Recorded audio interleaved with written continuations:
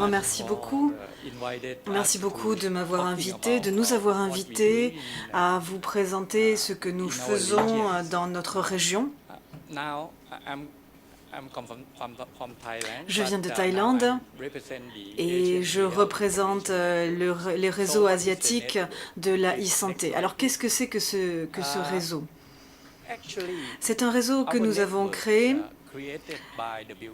et qui a été créé sous l'égide de l'Organisation mondiale de la santé en 2012.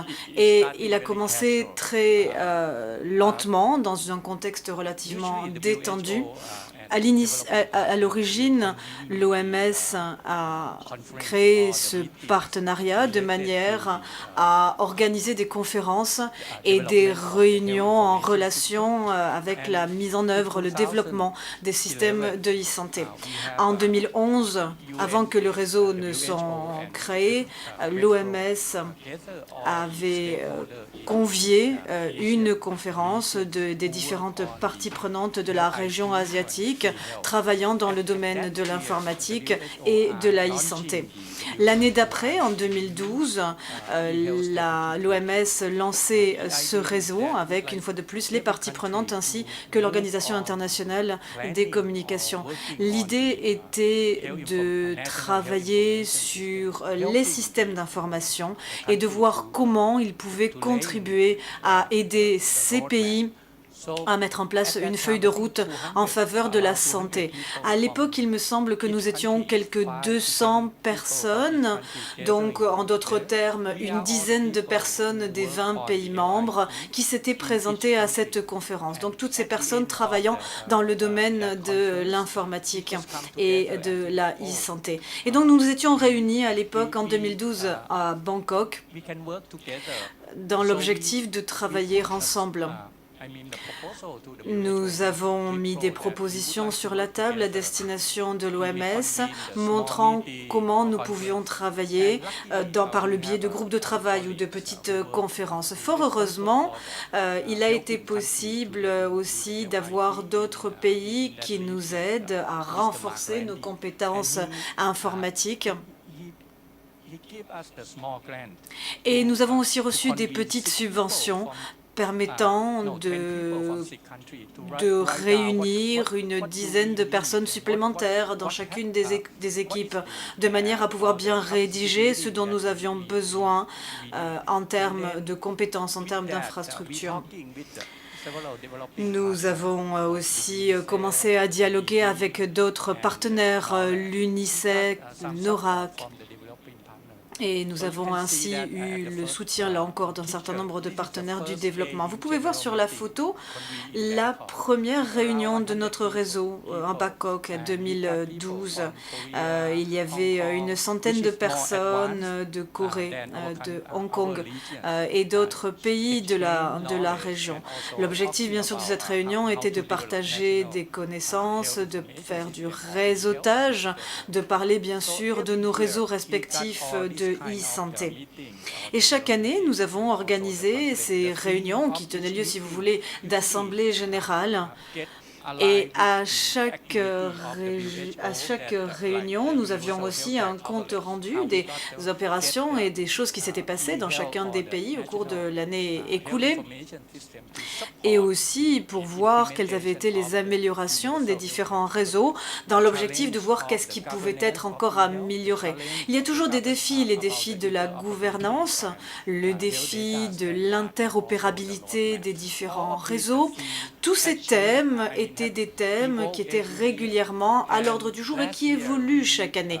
L'année dernière, nous avons travaillé avec le ministère de la Santé et du Sport à Niema et nous avons eu la chance de pouvoir organiser notre 5e conférence à Niepito avec le soutien, là encore, bien sûr, du NORAD, de l'OMS, de l'UNICEF, pour ne citer que quelques-uns soutien des partenaires. Et puis nous avons eu aussi toutes sortes de sponsors qui nous ont aidés sur différents plans. Donc une fois de plus, c'est une espèce de plateforme lors de laquelle nous partageons des compétences, mais on a aussi des partenaires qui nous apportent des applications et d'autres types d'expertise. Nous avons dans notre réseau des pays qui ont des besoins de nature diverses, dont ils peuvent faire bénéficier les autres membres du réseau. Donc autrement dit, il y a une collaboration vertueuse pour tous. Vous pouvez voir que dans notre réseau, c'est un réseau, comme je vous l'ai dit au départ, assez informel, assez officieux. Ce sont des gens qui travaillent sur le terrain, des gens qui travaillent au développement des systèmes informatiques. Et l'un des problèmes principaux de ce réseau, bien sûr, c'est l'interopérabilité de ces différents systèmes et processus. Il nous faut développer, dans certains cas, des terminologies spécifiques aux différents pays. Donc les besoins sont différents dans les différents pays, mais ils sont communs aussi à l'ensemble des pays. Un certain nombre de pays d'Asie du Sud-Est sont bons dans certains domaines, d'autres sont un peu plus en retard. Par exemple, les Philippines travaillent beaucoup en ce moment sur la notion de gouvernance de l'Internet of Things, l'Internet des objets. Ils essaient de mettre en place un organisme chapeautant leur structure. En Malaisie, ils sont très en avance sur tout ce qui est télémédecine et aussi sur la gestion des projets. En Thaïlande, nous travaillons avec l'UIC et avec d'autres partenaires et nous sommes assez avancés, nous aussi, en termes de e-santé et d'IoT. Nous concentrons nos efforts sur l'interopérabilité et sur la rédaction de standards de communication, de normes de communication qui nous soient communes. Et puis nous avons ensuite le Vietnam, le Cambodge, qui eux aussi ont plus ou moins leurs points forts et leurs points faibles. Mais une fois de plus, ce réseau est un réseau d'amis, un réseau qui nous permet de travailler ensemble et entre amis, on s'entraide. Et donc ce réseau, c'est un petit peu comme retrouver des amis, des membres de la famille. Ils nous donnent des choses et en retour, nous aussi, nous essayons de leur donner des choses. Donc tout ceci repose sur la confiance des personnes qui travaillent sur le terrain. Et que ce soit les partenaires de développement, que ce soit les informaticiens, nous travaillons au bout du compte pour nos pays. Nous travaillons à leur service et nous devons savoir bien définir quels sont nos défis demain, ceci en tirant parti des connaissances que peuvent nous transmettre les amis de ce réseau. Nous sommes 11 pays membres, nous avons des milliers de membres entre nous, entre les différents pays. Et nous avons bien sûr différentes listes de communication par mail et par le biais desquelles nous pouvons communiquer nos avancées. Nous faisons aussi des webinaires, c'est-à-dire des conférences sur Internet. Nous convions des experts à faire des présentations devant des assemblées des différents États membres plusieurs fois par mois. Et on ne paie pas ces experts. Ils viennent bénévolement pour parler pendant quelques heures, pour échanger et faire part de leurs connaissances. Vous avez ici les différents partenaires de développement qui nous soutiennent.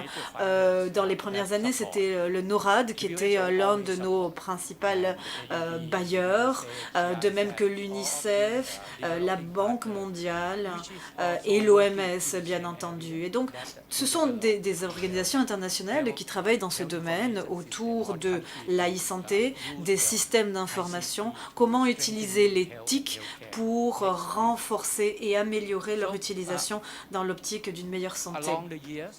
Au fil des années, nous avons constaté que nous avons un certain nombre d'écarts, un certain nombre de choses qui devaient être renforcées. Et Par conséquent, nous avons besoin de renforcement des capacités dans le domaine de la e-santé, des systèmes d'information autour de la santé, des registres civils et des statistiques quant aux données de santé.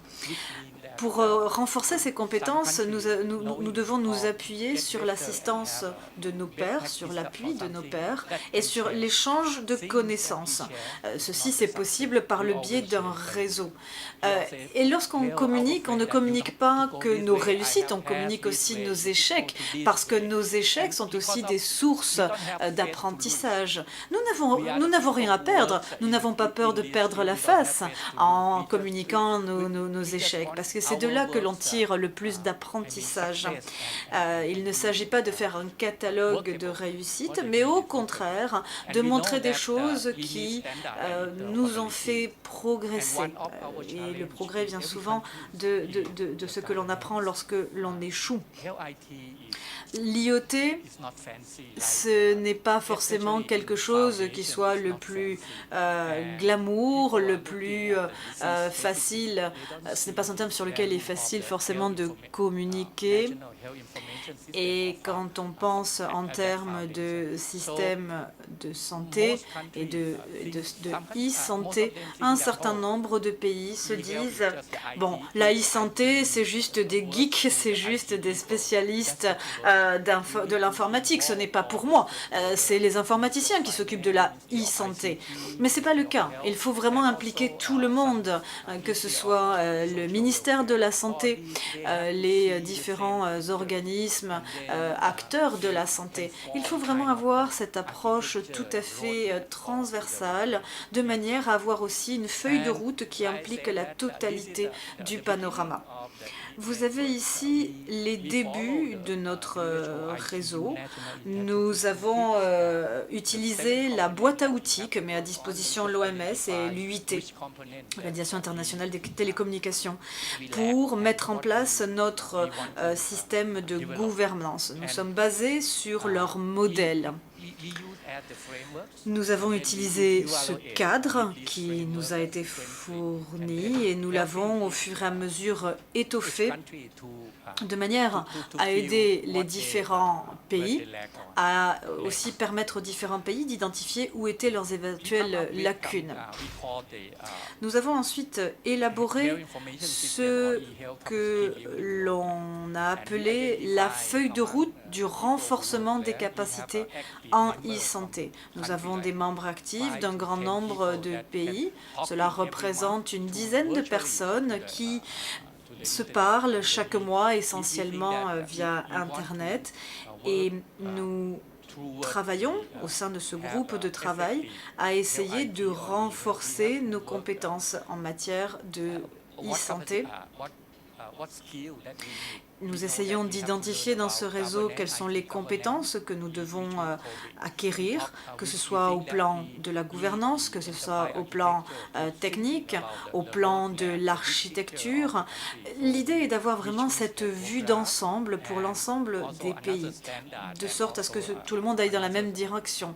On parle aussi des standards, des normes. On parle des différentes choses qui vont contribuer à renforcer la qualité de notre réseau. Grâce à notre expérience du terrain, grâce à l'aide également des différents partenaires et des bailleurs, nous avons réuni un certain nombre de compétences et de connaissances qui nous permettent, une fois que nous avons identifié les lacunes, comment les combler, comment résoudre ces problèmes. Nous avons donc commencé par essayer de mettre en place une gouvernance autour de l'informatique.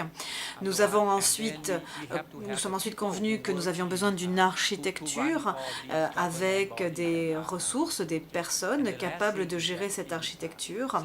Et puis, bien sûr, pour que tout ceci fonctionne, nous avons besoin de normes et d'interopérabilité. Nous avons appelé ce cadre cadre, Mind the Gaps, qui est un jeu de mots bien sûr sur le fait d'être conscient des lacunes, mais faire attention également au sens où ces lacunes peuvent être aussi des fossés. Et nous avons essayé d'avoir ce cadre commun de manière à travailler tous dans la même direction, puisque c'est vraiment cette direction commune qui est importante pour nous. Nous avons la chance d'avoir beaucoup de partenaires de développement, mais aussi des ONG qui nous soutiennent. Et nous avons décidé d'utiliser une architecture ouverte, une architecture qui s'appelle l'HIE, qui permet d'utiliser des outils, des lignes directrices, des infrastructures qui viennent de différents pays, de différentes compagnies qui décident de les mettre à disposition gratuitement.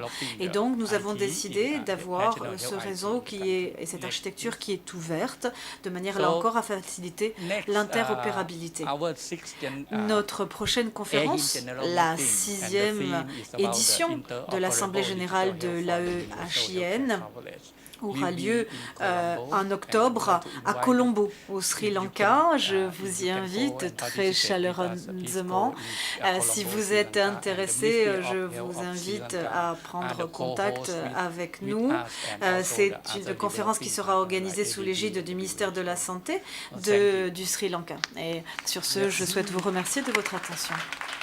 Merci beaucoup, Dr Bounja, et d'abord de cette invitation à laquelle il est difficile de résister pour partir à Colombo, de cette présentation également enthousiasmante du travail de structuration que vous menez en Asie. Il y a énormément de choses à retenir d'ailleurs sur la forme comme sur le fond. Je suis très surpris de ce que vous dites. On apprend de nos erreurs, on apprend de nos échecs. Alors dit dans une salle, dans un pays comme la France, où l'erreur et l'échec est plutôt montré du doigt que considéré comme quelque chose d'instructif et vraiment intéressant. Et on voit toute la stratégie, au-delà de la structuration, la stratégie que vous menez à une échelle régionale entre acteurs pour aller de l'avant.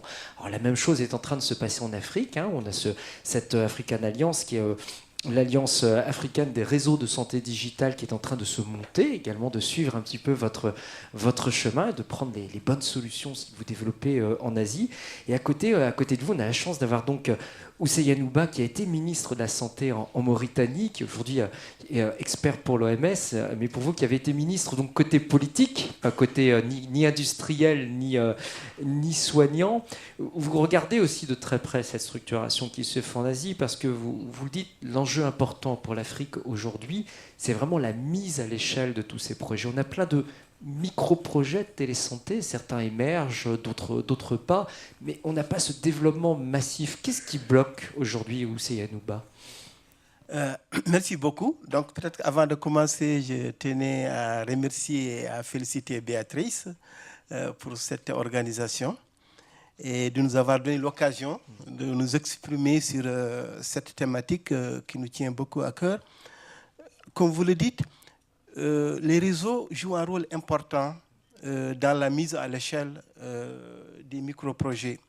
Mais peut-être avant de revenir sur l'importance de ces réseaux, je voulais juste partager avec vous quelques chiffres au niveau de la région africaine. Il y a un constat réel aujourd'hui que la technologie aujourd'hui elle est mature. Il y a quelques années, si on posait la question qu'est-ce qui bloque au développement de la santé digitale, les infrastructures viennent en première position. Aujourd'hui, c'est derrière nous. Aujourd'hui, on a 80% de la population africaine qui utilise le mobile. Nous avons presque 30% de la population africaine qui est connectée à Internet. Et les dernières études montrent qu'en 2050, 50% des Africains vont utiliser des smartphones, donc des terminaux intelligents capables de faire des transactions extrêmement évoluées. Donc c'est pour vous dire que la technologie aujourd'hui, elle est là, que la population africaine utilise ces technologies. On a eu énormément d'exemples aujourd'hui qui prouvent que la population, elle utilise, même si elle est analphabète, elle est capable d'utiliser ces technologies. Ça, c'est le premier constat. Le deuxième constat, c'est la situation du système de santé en Afrique. Malheureusement, nous avons des systèmes les plus délabrés. Je ne reviens pas, les chiffres sont connus de tout le monde. Je prends uniquement au niveau des ressources humaines. Au niveau africain, où il y a vraiment des défis de santé de premier ordre, nous avons en moyenne que 2 médecins pour 10 000 habitants. Or, en Europe, on peut avoir 70 à 80 par 10 000 habitants. Donc, je peux encore continuer. Donc, les systèmes de santé en Afrique sont complètement délabrés. Donc, au niveau de l'OMS, nous avons la conviction aujourd'hui que l'utilisation de ces technologies peuvent renforcer les systèmes de santé et contribuer à un engagement international que tout le monde a souscrit, les ODD, c'est tout l'objectif numéro 3, particulièrement la couverture sanitaire universelle. Donc nous pensons qu'aujourd'hui, que l'utilisation de ces technologies peuvent contribuer à l'atteinte de la couverture sanitaire universelle. Mais ça, c'est notre conviction, mais nous espérons avoir des données factuelles pour pouvoir vraiment le démontrer. C'est ça l'enjeu. Le troisième constat aujourd'hui, c'est que effectivement, la technologie, elle est utilisée aujourd'hui au niveau de la santé, mais sous forme de projets pilotes. La dernière enquête que nous avons effectuée en 2016 montre qu'aujourd'hui, dans tous les pays africains, vous avez des projets e-santé pilotes. Dans tous les pays africains. Et les mobile health viennent en première position. 26% de ces projets sont des mobile health. Donc tous les pays utilisent aujourd'hui ces technologies. Mais malheureusement, le constat est qu'il y a peu de pays qui ont mis à l'échelle ces projets pilotes. Parce que pour la simple raison que ces projets pilotes sont souvent portés par des ONG sans l'implication forte des ministères de la Santé. Donc ils viennent, ils ont un financement sur une période, 1 année, 2 ans, ils implémentent le projet. Bon, peut-être qu'eux-mêmes, ils ont parfois un agenda. Bon, c'est normal. INOG aussi, il a un agenda. Il a des financements qu'il reçoit. C'est pour un agenda clair. Par exemple, nous avons vu certains projets, c'est malheureux de le dire, que derrière, c'est des trucs de recherche. Vous avez des universités derrière, des trucs qui veulent avoir des données sur le terrain pour en tout cas faire la recherche. Donc, ils sont prêts à financer pendant 2 ans, ils collectent les données sur le terrain, et bon, ils partent. C'est une réalité qui est là, il faut le dire. Parce que les ministères de la Santé ne s'est pas impliqués. Donc, sur le terrain africain, en tout cas, on a vu peu de projets qui ont été mis à l'échelle. Mais on a vu beaucoup de communication. Les gens communiquent beaucoup. Chacun prend le projet et dans les conférences et dit que tel pays, on a fait ça. Mais si on vient derrière, 2 ans ou 3 ans après, on voit qu'il n'y a rien. Ousseye Anouba, justement, c'est extrêmement intéressant ce que vous nous dites là. On voit comment sur l'Asie et sur l'Afrique, on va dire les porteurs de projets, qu'ils soient start-upers, ONG ou autres, sont en train de se structurer, de se coordonner. Mais vous êtes en train de nous dire, du côté politique, du côté ministère aussi, on a besoin, nous, de nous structurer, de nous coordonner, sinon on ne pourra pas développer de télésanté. Voilà, j'en reviens dans mon raisonnement, c'est pour venir à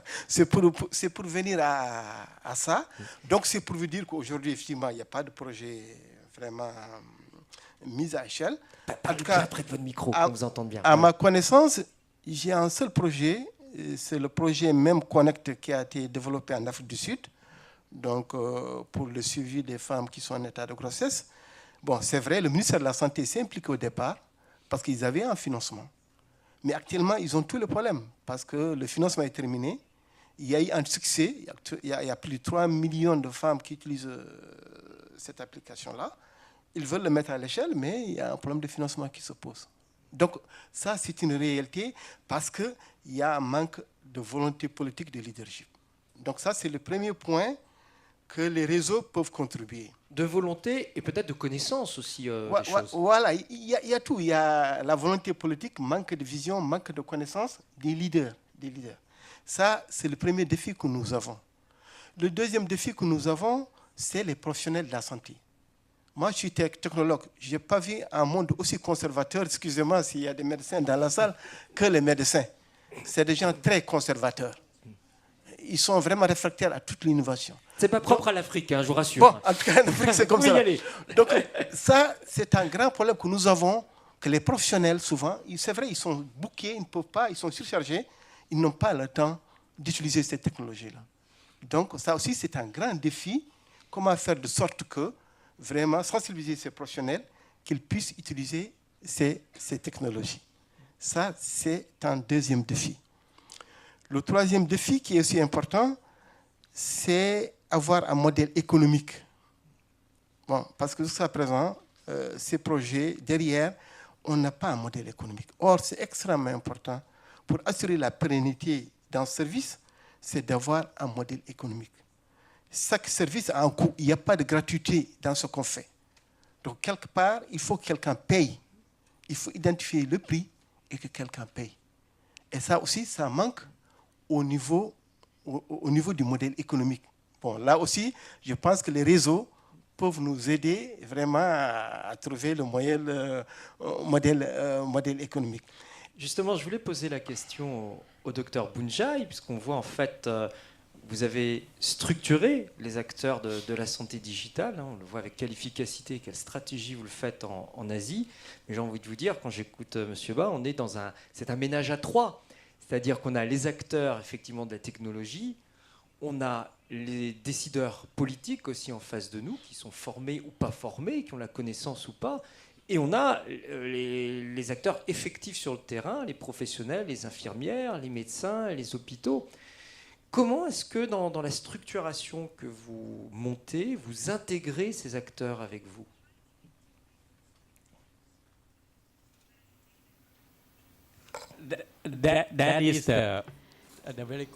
C'est une excellente question à bien des égards. L'informatique, l'IoT, ce n'est pas que de l'informatique, c'est aussi des ressources humaines, ce sont des personnes. Il faut d'abord qu'il y ait une prise de conscience et que ces personnes voient aussi les avantages, les bénéfices à utiliser les technologies. Mais on ne peut pas travailler dans la santé qu'avec des informaticiens. Donc nous aussi, nous avons mis en œuvre un certain nombre de projets pilotes dans de très nombreux pays. Et quand on a une ONG qui vient, quand on a des bailleurs de fonds qui viennent, tout va bien. Mais quand ils arrêtent le financement, tout s'arrête. Alors je ne parle pas que de l'application, je parle aussi de la manière dont on peut travailler ensemble au-delà du plan informatique. Et puis aussi voir comment les systèmes d'information peuvent communiquer entre eux. Alors on sait que c'est la base, on sait que c'est vraiment ce qui importe. Alors vous m'avez parlé de la coordination de ménage en trois. C'est un défi dans tous les pays. Et je dois dire que nous, on commence avec des gens comme moi, des gens qui sont un peu entre deux, si vous voulez. C'est-à-dire qui ont commencé à travailler sur le terrain, mais qui ont aussi une expertise médicale. Alors bien sûr, on n'a pas le même point de vue qu'eux. On a un petit peu plus de hauteur, un peu plus de recul. Évidemment, les gens qui travaillent dans les ministères, les décideurs ont tellement de choses à décider. Ils se disent, bon, la e-santé, c'est de l'informatique. On va donner des sous aux informaticiens, ils vont s'en débrouiller. Mais non, il faut leur faire comprendre que la e-santé, ce n'est pas que ça. Ce n'est pas que des informaticiens. Au fil des ans, nous essayons d'organiser ce qu'on appelle un atelier de convergence. L'atelier de convergence, c'est pour essayer de faire prendre confiance à des acteurs qui viennent de différents environnements, des financiers, des décideurs, des informaticiens, on les réunit dans un atelier, dans un groupe de travail, des gens de haut niveau, et on les laisse communiquer de manière à ce qu'ils voient que le succès de chacun dépend de celui des autres membres. Et donc on essaie de les convaincre de l'importance d'une convergence. Dans les pays, souvent, les gens ne se rendent pas compte du travail des autres. Alors on les fait venir ensemble, on explique le travail de l'OMS, on explique le travail du NORAD, on explique le travail de chacun, de sorte qu'il y ait une connaissance et une prise de conscience commune. Et une fois de plus, on essaie d'avoir ce réseau d'amis, ce réseau de personnes qui ont cette approche bienveillante les uns vis-à-vis des autres. Et alors, ça ne marche pas à chaque fois. Parfois, tout le monde, bien sûr, n'arrive pas à parler le même langage. Les informaticiens vont parler de réseau, les politiciens vont parler de gouvernance. Mais malgré tout, on essaie d'avoir un sens commun. À partir du moment où il y a une motivation pour que toutes les parties prenantes travaillent ensemble.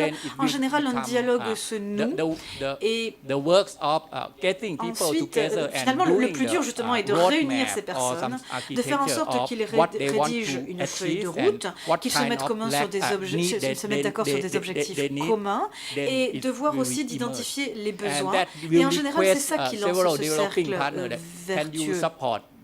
Après, on voit comment les bailleurs peuvent aider à des formations, comment ils peuvent aider au plan financier, comment ils peuvent aider au plan humain. Mais une fois de plus, le départ, c'est d'avoir vraiment tout le monde ensemble. On travaille dans ce domaine depuis de nombreuses années. La Thaïlande a mis en place des ateliers d'échange personnalisés où vraiment on essaie d'apprendre des choses, par exemple au plan des réseaux informatiques hospitaliers. On essaie d'identifier quelles sont les lacunes, quels sont les besoins. Et là encore, les connaissances sont mises en commun. C'est ce qu'on appelle donc ces ateliers personnalisés sur un domaine particulier. Ce qu'on doit d'abord, quelle doit être bien sûr la prise de conscience. On entend bien dans ce que vous nous dites, la nécessité aujourd'hui de partir du terrain, finalement, de répondre à un véritable besoin de terrain. La difficulté d'être dans la transversalité en mettant autour de la table des gens qui n'ont pas forcément le même langage, entre des élus, des médecins ou des ONG ou des technos. Pour vous qui avez du recul sur ces mises à l'échelle, et on verra tout à l'heure parmi les lauréats des projets qui se développent dans d'autres pays, pour vous qui avez ce recul, est-ce qu'il y a des facteurs clés de succès que vous avez identifiés sur des projets qui se développent à grande échelle? Est-ce qu'il y a des facteurs clés, des obligations pour un projet de télésanté pour réussir à se développer?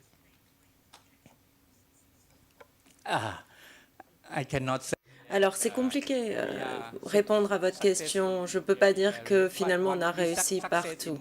Mais ce qui est certain, c'est que lorsque l'on voit que ça marche, on essaye de s'aider, on essaye de partager nos clés du succès. Vous savez que chaque pays a ses spécificités. Bien sûr, on partage des problématiques. Par exemple, on voit des pays qui manquent cette interopérabilité. Donc finalement, on peut s'entraider et partager un petit peu nos bonnes pratiques. Par exemple, nous savons que la Thaïlande est un peu, en quelque sorte, pas toujours bien organisée. Mais lorsque l'on parle d'une mise à l'échelle, qu'est-ce que cela signifie? Bien sûr, il faut regarder non seulement le projet, il faut un petit peu enlever et il ne faut plus travailler en silo.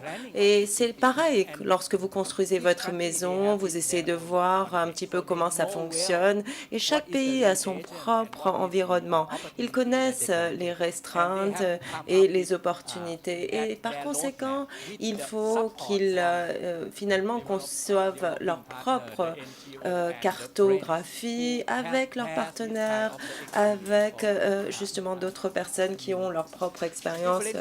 Vous savez, l'idée c'est de partager notre expérience. À l'heure actuelle, en Asie du Sud-Ouest, nous commençons par exemple à utiliser les systèmes informatiques pour la santé. Alors on n'y est pas encore, mais ceci étant, on essaye de travailler sur ce que j'appelle la base, les fondations, la gouvernance, la structuration et également la mise en place d'une action. Et grâce à ces différentes étapes, les projets, les applications peuvent trouver un terrain d'entente. Alors déjà, il faut voir le pays et comment et quelle est la situation du pays. Comment est-ce que l'on peut les aider grâce à notre expérience? Je pose un petit peu les mêmes questions. Tout à l'heure, dans la présentation du Dr Boonjai, on a bien vu comment une stratégie régionale quand même se met en place sur l'Asie avec des échanges d'expériences entre professionnels et des buts qu'on essaie de déterminer les plus communs possibles. Est-ce que vous imaginez sur l'Afrique, dans les prochaines années, la même chose, une capacité, aussi bien du côté du politique que des opérateurs, à avoir une stratégie régionale, des buts communs et donc une structuration pour y aller en mettant de côté les différences de chaque pays? Oui, moi je pense qu'au niveau politique déjà, ça a commencé parce qu'au niveau de l'Afrique, vous avez 5 régions. La région australe, orientale, centrale, ouest et le Maghreb. Et dans toutes ces régions aujourd'hui, vous avez la e-santé qui est inscrite comme action prioritaire, Mais nous, ce que nous essayons de faire au niveau de l'OMS, c'est d'abord sensibiliser les gouvernements. Parce que l'OMS, c'est les pays qui sont membres de l'OMS. Nous avons 47 pays au niveau de la région OMS de l'Afrique. Depuis 2012, nous faisons ce plaidoyer au niveau des pays pour qu'ils aient une vision, qu'ils aient une stratégie multisectorielle, en impliquant tous les secteurs. Bon, ça commence à porter fruit parce qu'aujourd'hui, nous avons 26 pays de la région Afrique qui ont déjà une stratégie. Bon, il y a 10 qui sont en cours d'élaboration. Mais malheureusement, il y a peu de pays qui ont mis en œuvre ces stratégies parce qu'il y a des problèmes financiers et d'autres problèmes qui se posent. Donc, je pense que déjà, en tout cas, au niveau politique, qu'il y a cette volonté vraiment de partager, de mettre en place ce genre de réseau. Tout dernièrement, il y a le Bénin qui a organisé une grande réunion entre le secteur d'éthique et la santé pour promouvoir la e-santé. Donc, en tout cas, il commence à y avoir un engagement au niveau des gouvernements africains dans ce domaine-là. Et toute dernière question, ensuite on pourra laisser la parole et aux questions des internautes. Je vous invite à les poser rapidement sur Internet et puis bien sûr aux questions de la salle. Vous sentez cette structuration qui monte et ces échanges entre pays. Vous êtes ceci dit préoccupé par une question importante à vos yeux qui est le différentiel qui est en train de se creuser entre l'Afrique anglophone et l'Afrique francophone. Oui, bon, je ne sais pas si c'est le lieu indiqué pour le dire. Bon, ça c'est une réalité, c'est un constat. Bon, c'est vrai, moi j'ai la casquette l'OMS, donc je n'ai pas la casquette francophone ou anglophone, mais c'est une réalité et que j'ai partagée même à l'OMS.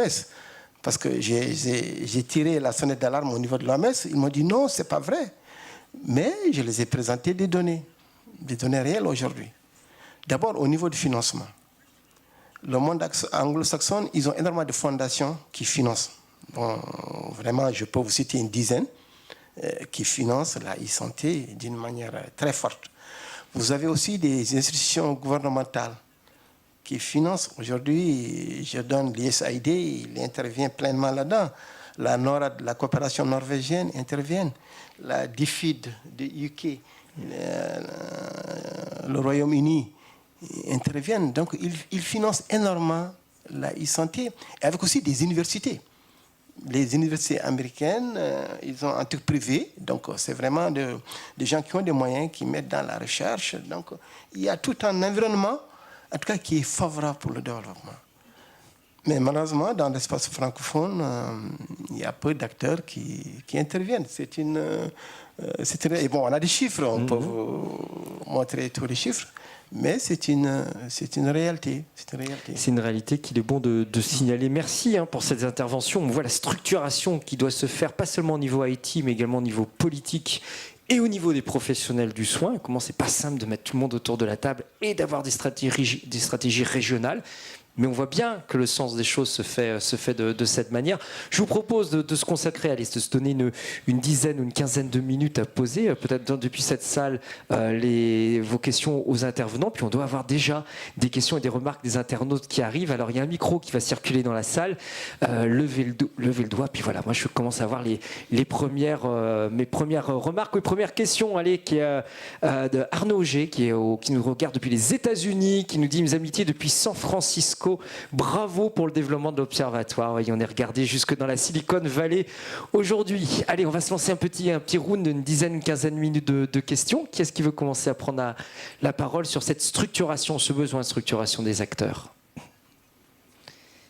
Voilà, monsieur, on va vous apporter le micro tout de suite. Et puis j'invite vraiment les internautes à réagir rapidement, soit par Twitter, soit par le site de l'ODES, pour nous adresser leurs questions, que ce soit depuis les campus qui nous regardent ou les internautes chez eux. Alors je demanderai à chacun simplement de vous présenter et puis de poser une question courte, une remarque assez courte qu'on puisse répondre derrière rapidement.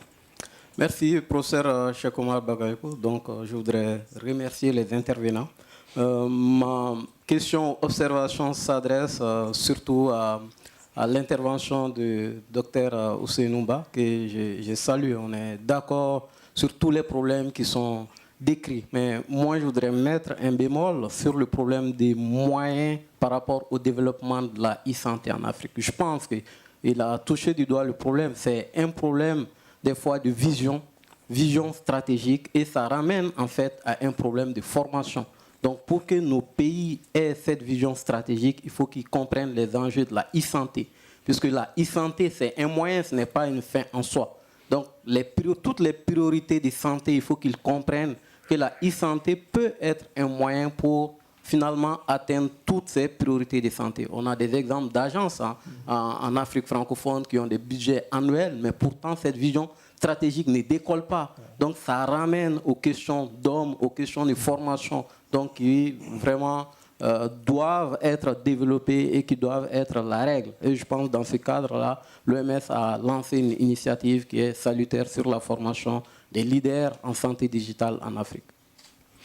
Est-ce que vous voulez réagir là-dessus, ce que vous disiez, ce besoin d'avoir des leaders qui soient formés, sensibilisés? Non, bon, cher, je suis tout à fait d'accord avec vous. Et d'où l'importance de ces réseaux. Bon, je n'ai pas eu le temps de développer. C'est extrêmement important d'utiliser ces réseaux internationaux pour la formation, pour le plaidoyer. Ce n'est pas seulement, c'est vrai, l'aspect technique a été développé par mon collègue. C'est important qu'on règle les problèmes de normes, d'interopérabilité. Bon, il y a des groupes qui travaillent, mais il faut aussi que ces réseaux puissent vraiment, surtout au niveau des professionnels, faire de sorte qu'il y ait un changement de comportement. Parce qu'aujourd'hui, c'est important de faire des formations pour que les professionnels comprennent que ces technologies, c'est des outils qui ne vont pas les remplacer, mais qui vont les aider dans leur travail. C'est important. Parce qu'il y a certains qui pensent qu'il y aura des robots qui vont robotiser tout, qu'après, que l'humain va disparaître. Non, ils seront toujours là. C'est des outils qui peuvent aider. Bon, comme il l'a dit aussi, c'est important. Moi, si vous me permettez juste une minute pour vous dire l'importance de connaître les enjeux. Moi, je suis un ingénieur télécom. Bon, à un moment donné, je pensais que la e-santé, c'est d'abord un aspect purement technologique. J'étais directeur national dans mon pays. On a élaboré une stratégie de TIC. J'ai mis une stratégie e-santé. Pour moi, c'est moi qui devrais l'élaborer et la mettre en œuvre. Ce n'est pas le ministère de la Santé. En ce temps-là, j'avais la casquette TIC.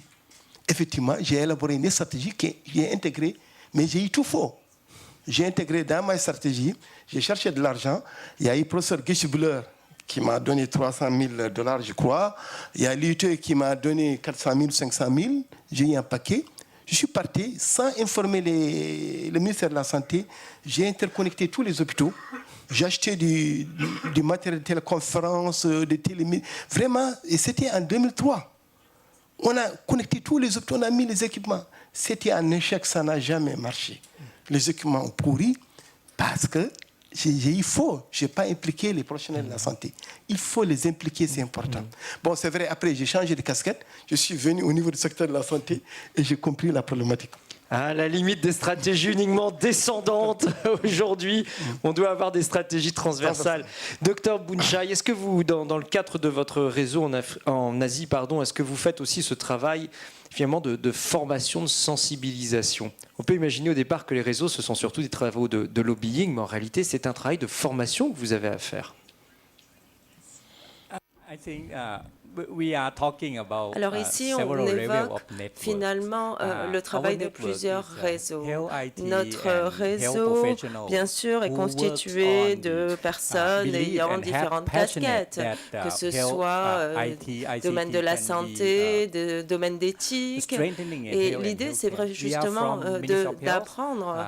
On a également des partenaires qui nous viennent du ministère de la Santé et d'autres ONG. Donc, finalement, il y a certaines expertises plutôt techniques, plutôt santé, mais finalement, la passion, la vocation doit être commune. Et ces outils vont renforcer la santé et les soins de santé. Qu'est-ce que l'on ne voit d'autre? Finalement, je vois trois volets qui, finalement, représentent quelque chose d'important pour notre réseau. Tout d'abord, il faut avoir des personnes dédiées dans chaque pays. La plupart de ces gens, ce sont des gens qui viennent du terrain. On n'a rien changé. On n'a rien changé dans le quotidien des médecins, des cliniciens. Ils travaillent toujours. Et moi, par exemple, je dois renforcer la partie informatique. Aujourd'hui, j'ai recruté des personnes, des informaticiens à temps plein. Donc, vous voyez, tous les jours, il faut trouver des solutions. L'idée, c'est toujours, finalement, d'améliorer notre système. Dans chaque pays, les gens nous aident. Au Burkina, dans notre région, on a par exemple des personnes qui travaillent dans l'administratif et nous avons également des personnes sur le terrain qui vont travailler sur la télémédecine et sur la gouvernance. On a différents médecins qui viennent du Vietnam. Toutes ces personnes, finalement, nous les avons formées et on a essayé d'identifier dans chaque pays quelles étaient les expertises.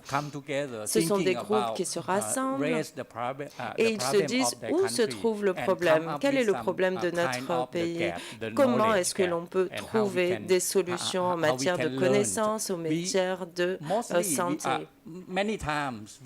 Très souvent, bien sûr, on a bénéficié des formations qui nous viennent des partenaires européens et également des privés. Vous savez qu'il y a des fonds de formation qui nous viennent du privé, mais la plupart du temps, ce sont des formations informelles. Par exemple, au niveau de l'informatique, je peux demander à une personne des États-Unis de nous former sur certaines techniques ou certaines applications. Le docteur Marcelo est également formateur sur tout ce qui est bibliothèque et archives médicales. Donc, vous voyez, il y a différents projets et on voit des bonnes expériences sur le terrain. Nous avons établi une liste de chaque personne dans les régions. L'idée, ce n'est pas uniquement de prendre la connaissance des pays en voie de développement, mais on a développé également nos propres contenus. Et ensuite, on partage ces contenus. Ça, c'est la première chose. Deuxièmement, nous avons produit de nombreux documents. Par exemple, nous avons eu le soutien des experts, que ce soit des États-Unis ou du Royaume-Uni. L'idée, c'est de développer le digital au sein de nos réseaux. Et grâce à ceci, nous avons pu avoir une certification des personnes. Il y a des personnes de chaque pays qui, finalement, travaillent avec des entreprises privées afin de développer, par exemple, des outils informatiques spécifiques à la santé. Donc, on a ce que j'appellerais les produits. Nous avons également mis en place des webinaires. Et c'est quelque chose en continu. Finalement, lorsque l'on veut s'améliorer, on fait ce qu'il faut pour s'améliorer. Et c'est vraiment l'essence même, la raison d'être du réseau. Alors, on n'a rien de très formel, rien n'est proposé par les ministères, mais ce que je peux vous dire, c'est que néanmoins, c'est quand même organisé.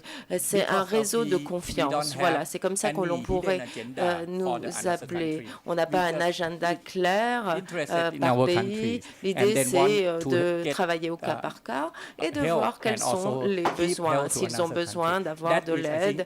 Moi, je pense que c'est vraiment essentiel. C'est la composante même de notre travail du réseau. L'esprit de coopération et de travail. Je vous propose, alors le micro va toujours circuler dans la salle, on va vous l'apporter, madame, et je vous propose de partir vers Ho Chi Minh, qui nous écoute toujours avec Hué et puis les étudiants qui sont à Ho Chi Minh. Je suppose que vous avez forcément des messages, des questions par rapport à ce que vous avez entendu depuis ce matin.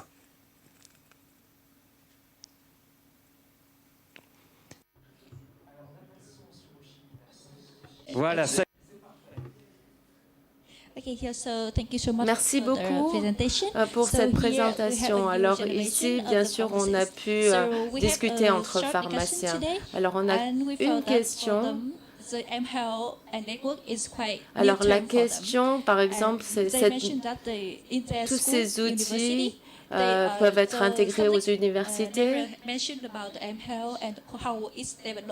Et comment tout ceci est développé. Peut-être que l'on peut commencer dès la pharmacie, dès l'université à développer. Donc l'idée, c'est justement d'avoir des réseaux d'information et également des politiques internationales. Donc comment est-ce que l'on arrive à établir ceci, créer ceci au sein de notre pharmacie si on voulait le faire? Et ensuite, deuxième question. Vous avez dit que vous avez obtenu des financements de l'ONU et d'autres organisations. Alors, ce sont des acteurs locaux. Est-ce qu'il y a des critères spécifiques pour obtenir ces subventions de ces organisations? C'était ma deuxième question. Poser tout de suite à nos deux invités, peut-être le docteur Bounjai tout d'abord, pour répondre à ces étudiants jeunes, studieux, qui nous écoutent et alors très motivés par la santé mobile. Oui, en fait, il y a deux questions. Alors, je vais essayer plutôt de répondre à la deuxième question. Au Vietnam, c'est très actif dans notre réseau, mais nous travaillons finalement avec des personnes au sein du ministère de la Santé. Je sais que vous êtes dans un milieu universitaire et certaines universités à Hanoï travaillent avec le ministère. Mais pour l'instant, le Vietnam est très actif sur la partie e-santé, interopérabilité. Ils veulent faire en sorte de développer de différents systèmes au sein du ministère pour pouvoir mieux communiquer, y compris des outils au sein de pharmacie, tout ce qui est communication, etc. Et il y a de nombreux soutiens de l'ADB et ce sont des soutiens techniques. C'est un groupe qui s'appelle Stand Up et Interopérabilité. Ce sont des laboratoires, en quelque sorte, inter-Asie, et c'est initié par différents réseaux et avec le soutien de... Il y a d'autres réseaux à Chinbi, et je ne sais pas si vous le connaissez, en tout cas, c'est un réseau, un système de réseau, et notamment sur la partie interopérabilité. Donc, vous voyez, vous pouvez participer avec ces différents réseaux. Tout d'abord, vous pouvez devenir membre et ensuite, on peut discuter. Vous pouvez également vous joindre au webinaire, mieux trouver des terrains d'entente et on peut vous présenter des personnes qui viennent du ministère de la Santé. Par conséquent, ils peuvent voir quel est le groupe local qui est très actif et qui pourrait justement convenir aux aides. Alors, la première question, vous avez parlé de la santé. Alors moi, je suis médecin avant tout, avant même de rentrer dans la partie informatique. Vous savez, c'était un peu flou pour moi, tout ce qui était informatique. Mais en même temps, je pense qu'il faut bien comprendre ce qui se passe dans le domaine de la santé, ce qui se passe dans la réalité avant de développer un produit informatique. Parfois, on a des différentes langues ou différents vocabulaires, mais en même temps, l'idée, c'est de réunir deux personnes qui ont différentes casquettes.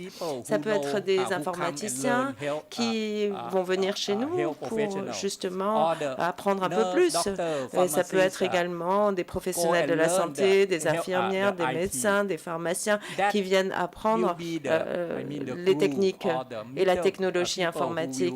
Et là, on a besoin d'avoir ce que j'appelle des facilitateurs, des coordinateurs pour réunir les deux.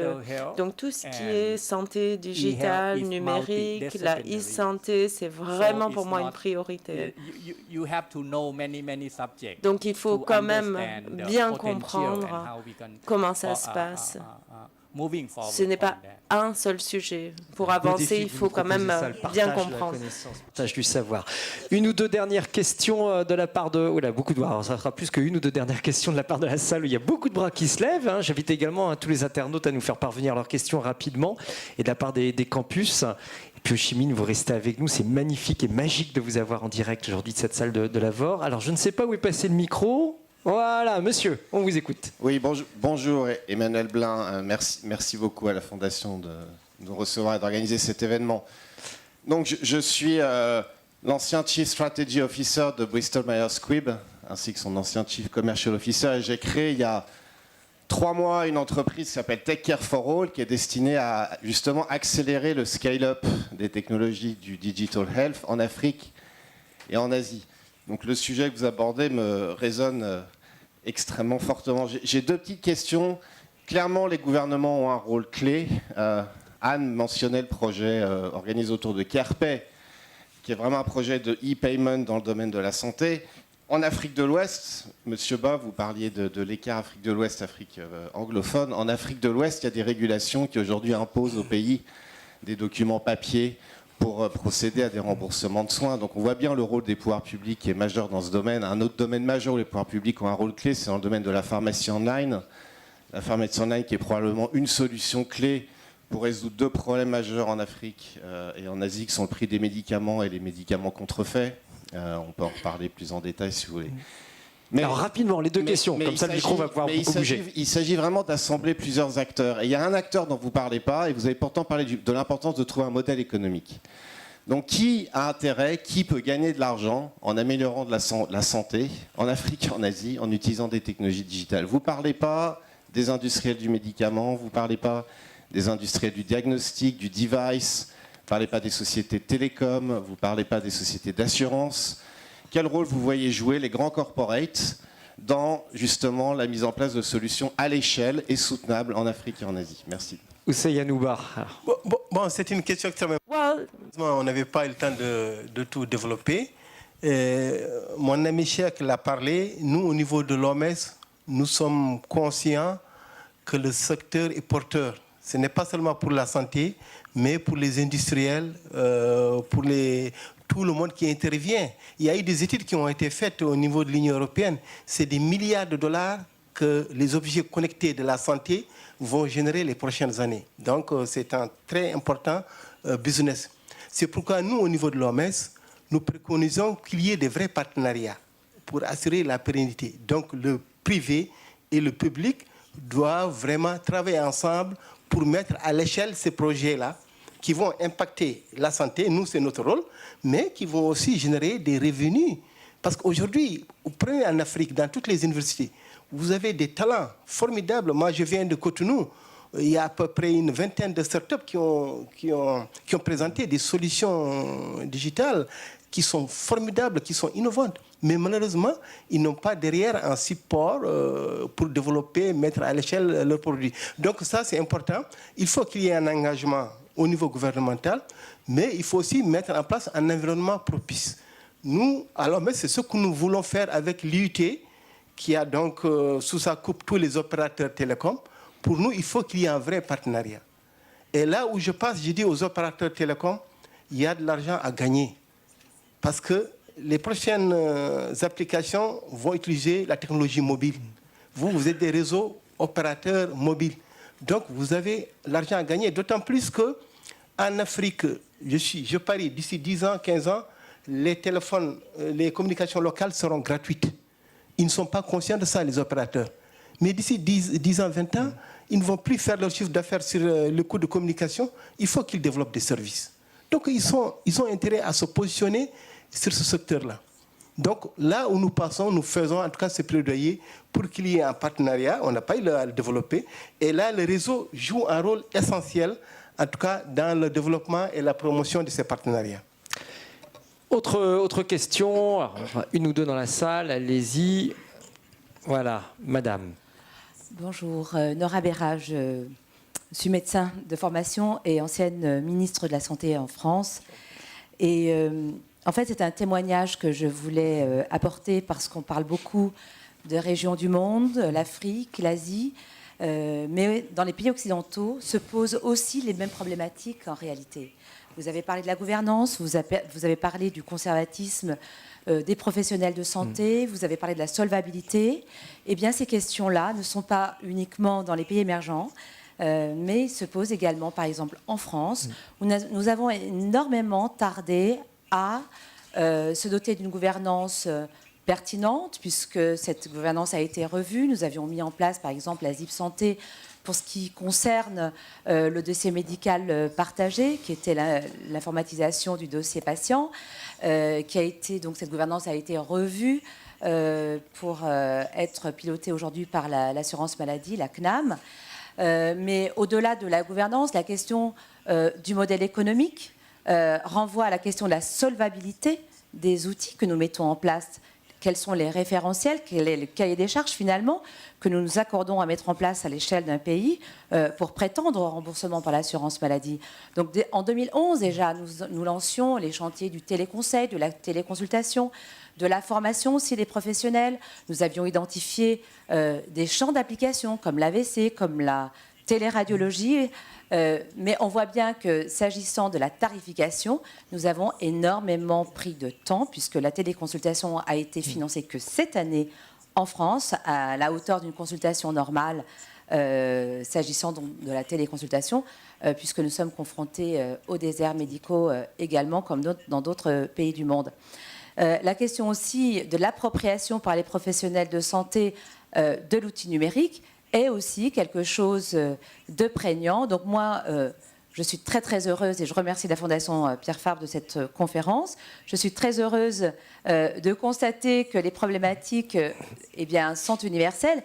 Et quand vous faites cet appel à travailler ensemble dans un esprit amical, d'échange de bonnes pratiques, d'échange d'expériences, eh bien sachez que même la France aurait aussi à se grandir et à s'enrichir évidemment de toutes les initiatives qui sont prises localement encore, mais qui j'espère demain deviendront des véritables modèles nationaux. Voilà, c'était un point de vue et en tout cas un retour d'expérience qui m'était cher à partager avec vous.